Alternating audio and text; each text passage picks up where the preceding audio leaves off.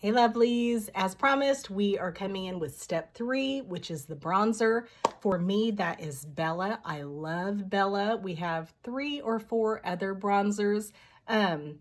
I suggest bronzer for everyone. I love bronzer. It brings so much life to your face. I'm using the blush and bronzer brush. It's double-ended and it just takes a little bit. We have cream makeup. It's made of beeswax and it kind of spreads really easily and it melts and spreads like butter.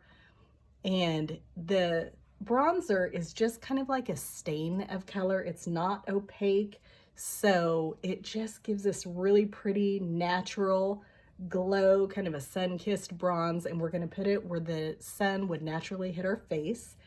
And so that's going to be at the top of our forehead, around our hairline.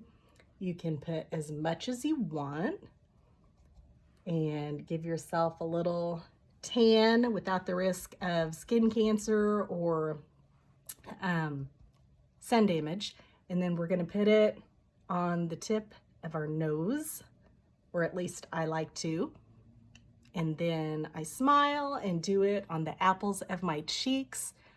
And one of the reasons that I love this brush, and it is the best for this step, is because you can buff and polish it into a shine, and it gives a really youthful, supple glow that I love. Who doesn't want to look younger?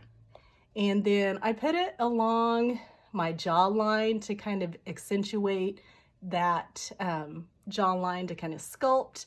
No one wants their face to droop and sag. And do you see how that just accentuated? All of our creams are made of beeswax, and so they all kind of give you the youthful, supple glow, especially if you moisturize before, which you should. And we have a great skin care system, by the way.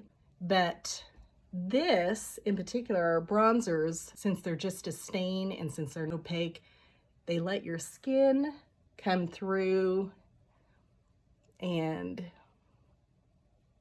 let it glow.